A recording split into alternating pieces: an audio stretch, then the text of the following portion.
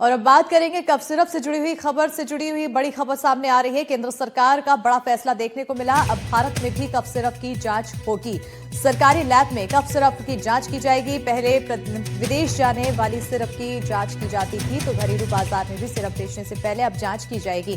कंपनियों को certificate of analysis लेना होगा। जांच के बाद सरकार द्वारा तय सर्टिफिकेट मिलेगा। प्रमाण पत्र मिलने के बाद बेच सकेंगे कफ सिरप। तो 10 रसायनों को हाई रिस्क कैटेगरी में रखा गया है। केंद्र ने राज्य सरकारों के जांच के आदेश भी दिए गए हैं। तो बड़ी जानकारी आपको बता रहे हैं कफ सिरप को लेकर अब केंद्र सरकार की तरफ से बड़ा फैसला देखने को मिला, जिसके तहत अब भारत में भी कफ सिरप की जांच होगी। पहले बताते चले कि जो कफ सिरप विदेश भेजी जाती थी उसकी ही जांच की जाती थी, लेकिन अब जो बाजारों में बिकेगी उसकी भी जांच होगी। सरकारी लैब में कफ सिरप की जांच की जाएगी। घरेलू बाजार में भी सिरप बेचने से पहले जांच के बाद। इसी पर ज्यादा जानकारी के साथ सहयोगी पल्लव मिश्रा फोन लाइन पर जुड़ चुके हैं। पल्लव, एक बड़ा फैसला केंद्र सरकार की तरफ से, जिस तरह से छिंदवाड़ा और राजस्थान से जो मामले सामने आए, ये बड़ा फैसला लिया गया। बिल्कुल, देखिए इसमें कोई दो राय नहीं। जिस प्रकार से मध्य प्रदेश में कफ सिरप पीने से बच्चों की मौत के मामले सामने आए थे, उसके बाद से कई तरह की ऐसी खामी आई, जिससे पता चला कि दवाओं की जांच और गुणवत्ता के अलावा टेस्टिंग और निगरानी में कई प्रकार की खामियां हैं। इस प्रकार के हादसे हुए। ऐसे में उस मामले को देखने के बाद से लगातार केंद्र सरकार कई अहम फैसले ले रही है।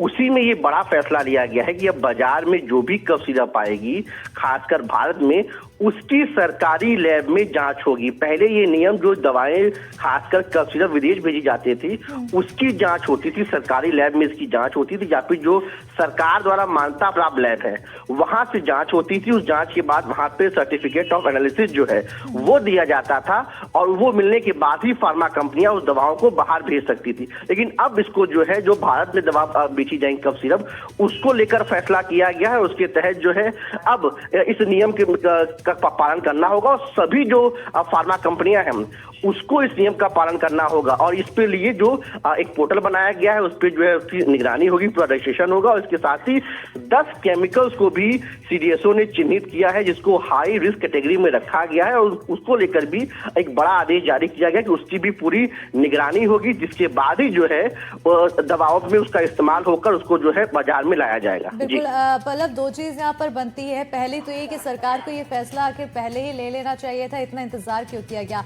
दूसरी चीज ये, और कौन अन्य दवाएं हैं जिसका भी जांच की जानी चाहिए, क्योंकि सिर्फ कफ सिरप नहीं, अन्य दवाओं में भी मिलावट, जो घपलेबाजी हो सकती है, वो देखने को मिल सकती है।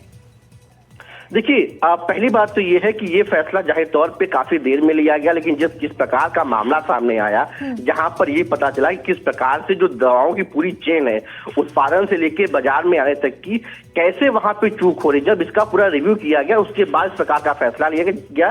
जाहिर तौर पर इसमें कोई दो राय नहीं कि ये फैसला देर से लिया गया है, लेकिन अब जब फैसला लिया गया है तो अहम चीज ये है कि इसको पूरी पारदर्शी तरीके से लागू किया जाए, जिससे भविष्य में इस प्रकार की घटनाओं से बचा जा सके।